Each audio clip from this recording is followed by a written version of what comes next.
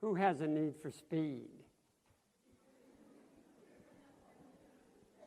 How many of you think the next generation of cars are going to be boring or slow?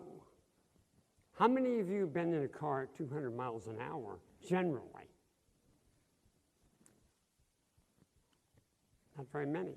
I had the opportunity about 2 years ago to go to an event with the next generation of cars, and I stepped into a BMW that I did not recognize next to a young German driver who said in perfect English with a German accent, "Do you have a need for speed?" He then put me into a 3.5 G turn in an electric car. So what I want to talk about today, if I can get a slide, I'm going to start with this screenshot from Tron. Have any of you ever seen the film Tron? Why am I starting with this screenshot? Simply, it's skeletal. It's on a neural network. All of us have about 80 to 100 billion neurons in our minds, and there are about 1 billion cars on the road worldwide. Well, I'm going to argue that cars are going to become more and more skeletal. They're going to become faster. They're going to be more and more intuitive, and they're going to be run by our human brains without the use of our hands. Now, the surprise for all of you today is we asked, the TEDx team asked students to provide illustrations or ideas, concept cars, of the next generation car as they perceive them or hope to perceive them. The surprise is I asked a friend of mine who's the head of a major car company by the name of Larry Black, who's working on next generation of cars, to look at these slides. I'm going to start with, pardon me, my voice today. I'm going to start at the beginning. So Jackie Stewart said, "A racing car is almost an animal. It's very highly strung and with no warning can change its mind." On the right is an illustration from 1910 from a book about Tom Swift, a fictional boy who designed an electric race car, which is that car. I was thinking to myself, looking at Tom Swift and having read that book, why can't each of you design a car? We can. We have enough computing power, as I'll tell you show you in a couple of minutes, to do all the body work of a car, which is 350 pieces. Where are we now? We're at fossil fuels, or some combination of fossil fuels and hybrids. We're in hybrids. We're moving to pure electrics, which are can run at least 180 miles an hour if you want them to, some cases. We're moving rapidly toward fuel cell cars. Anybody ever driven a hydrogen car? I've driven a hydrogen car. They're not intuitive. You have no sense of motion when you start. You have no impulse sense. Now, the advantage of this car, quickly, which was designed in England, is most cars, as we know it in the United States, are designed from the outside in. This car is designed from the inside out, starting with the fuel cell. Cars in the future will be a combination of rocket science with what I call racing DNA. They'll still look like cars, but they're going to be more interactive. Now, this is a BMW. I haven't actually seen this car. It's a car in what's called Plasticine, or modeling clay. And the thing about it that I want you to remember is, well, let me ask you this. How many of you would like to just on a daily basis change the way your car looks on the exterior? Any of you? This car and other cars that we're going to look at, including student cars, you can. You take what's called the body work off the chassis, which are the wheels, and you plop in another car, a different car, for to be a sports car or a utility vehicle.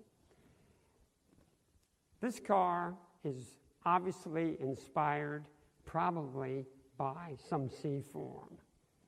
We're moving, all of us know what the Internet of Things are, right? We're moving very rapidly to the Internet of Self, whereby each of us is going to have a real choice as to our transportation mode. We're going to be able to create an app, a car, from an app via open source software. The hydrogen car I showed you has an app in which everybody in this room, if they wanted to, could contact River Simple with ideas.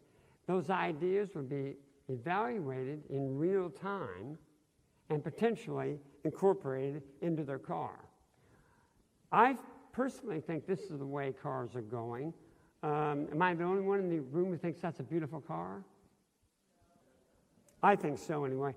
I've never driven this car. I don't think this car has a propulsion system in it, whether it be an engine, hybrid, or electric.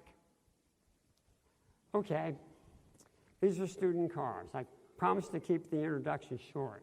I want to make a couple of quick comments about Dash's car. You see this line right here? That's called a strake, S-T-R-A-K-E. Car designers have 27 different terms they use in the design of a car. This car stood out to me for two reasons. One, the strake, which gives you that sense of speed, and the tires. Primarily because there's tire research going on right now in this state and other places on the planet in which the tires store and transfer electricity. And that electricity can be used to power your home or your devices. Okay, Brenda, I have to read something to you. First of all, I had questions about Brenda's car. I had questions in here in terms of whether this windshield could actually be done. So I sent a note to Larry Black, and it got through his people. And I said, Larry, is it possible for Brenda's car to be designed with that kind of windshield? He said, Bill, nowadays it is. Forming the glass is not an issue. They can introduce a broad range gradient tint so the occupants aren't baked to bright sun settings. I'm not sure that the transition tinting will work in such a large size, but I guess that's not needed. Nice cat, Brenda. Fabulous car. Fabulous car. That's not idle praise from Larry Black because he is the meanest SOB in the valley in terms of design. He's a brilliant designer. Okay. I apologize for the slide on the right. It's not the artist's problem. It's that the reproduction of that slide was almost impossible. So let's start with coal. You have a real sense of speed with this car. Does this have a four-barrel? What's your propulsion system? Regular engine? Carbon fiber? Is that removable or? It could be. And you've got a wing. Carbon fiber wheels? Maybe? This car is beautiful because it's a throwback to when none of you, and just, well, with a couple of exceptions,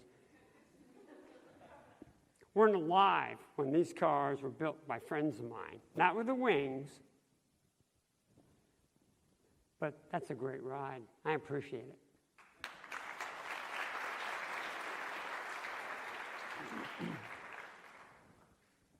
All right, Tara. And I really apologize for the reproduction quality. It was done in pencil, maybe, or well, it's a cool ride because it has they're called Tyrrell front wheels. The front wheels are smaller than the back wheels. That's a problem for design engineers in the business of tires because most of the testing is done on larger size wheels. Okay, so that is going to be a design issue potentially, but not much of one, because with the kind of car you've designed, they'll probably use one or two, traditional size of wheels. Can you talk about what's going on back here just a little bit? I thought your design cues were interesting.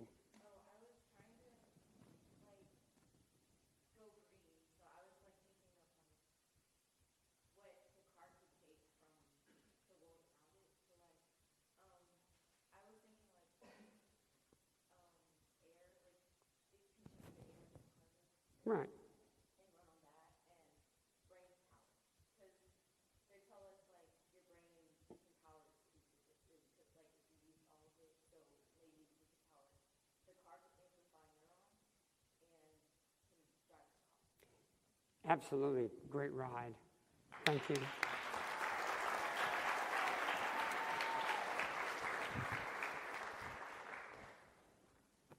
All right, I know you're out here. We're going to start. No, I'm going to leave Emma to last. We're going to start with Ian. Really sort of a 1950s look back here. It's really cool. Is this, I want to ask you this. Anybody else has a question, throw in. I meant to say that on anybody. Is this an autonomous car, or does this person actually have the opportunity to drive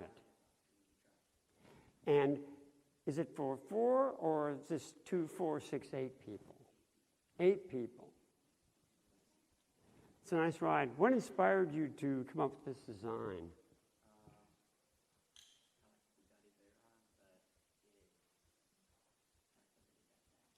The Bugatti is probably the greatest name in design cars, other than Ferrari, but I'm Italian, so that's a great ride.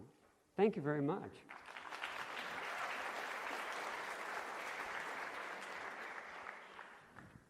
All right, Emma. This is a really, really interesting futuristic piece. And I'm not sure if it flies, if it drives, or if it swims. It's a very Jules Verne piece. And I think it's gorgeous. It's called the Dragon. Anybody have any comment on this? Yes. Alien? Anybody else? Okay, I'm going to move on here. Brain drive. We've been talking about brain drive. It exists. Remember this. You are the last generation of all biological humans, period. The next generation exploits the mind, machine, robotics, and work by exoskeleton.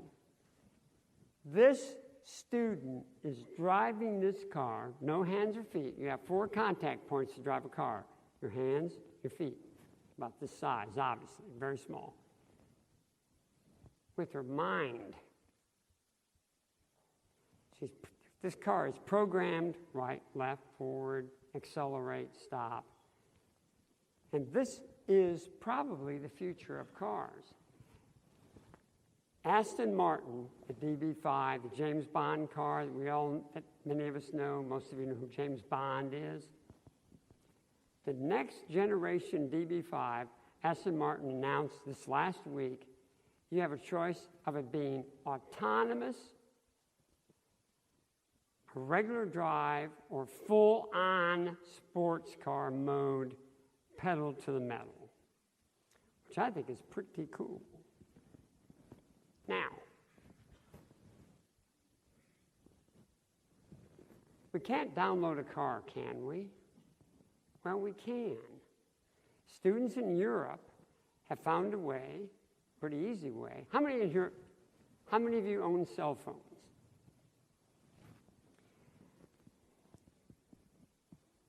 I asked Kevin the other day how many seats there were here, and we did the basic calculation. We have enough computing power on our cell phones right now in this room to develop what's called the coachwork, the top of the car, easily, and then 3D print it. It's being done in Europe, which I think is pretty cool, because each one of you would have a part of a car. What the illustration on the right is simply just different ways, and any art majors in here, that's Da Vinci's Vitruvian Man. Okay? Different ways that you could interact to access data, hold data, and send data back out. Whether it be from Google Glass, which I know and all of us know has been sort of pushed to the wayside. It's not really a supported technology anymore. Upper arms, earbuds, embedded in your jewelry. Someone's told me there's a watch out there apparently made by Apple. I have a watch on too. It's the highest G-force watch you'll ever see unless you're an astronaut.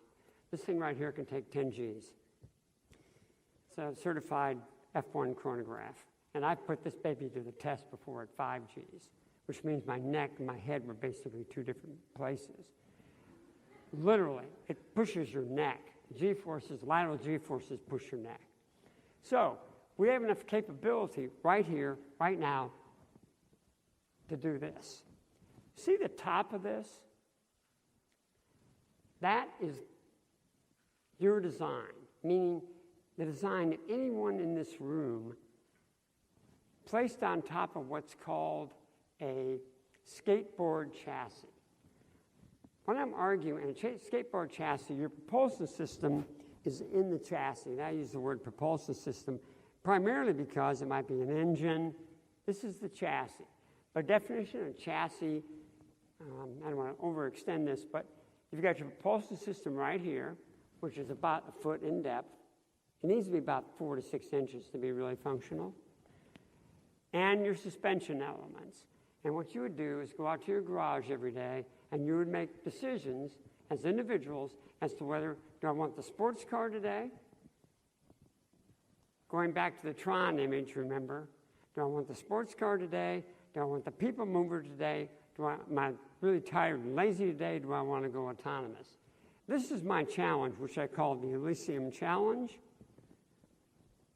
If I were running South Carolina schools and considering the supply chain that we have to BMW, depending on how you figure it, 250 to 400 tier 1 and tier 2 suppliers to BMW in the state, which is known as Little Detroit, I would link every single school in this state, form something called Automobiles Without Borders, and I would create the next-gen prototype in Plasticine, that's modeling clay, using those tier 1 suppliers, of course for nothing, to create a production intent vehicle.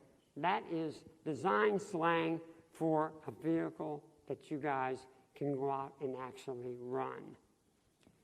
So that's my spiel today. I really appreciated the student inputs, and I really, really appreciated all of them coming down and giving us their perspective. You guys have been great, and thank you very much.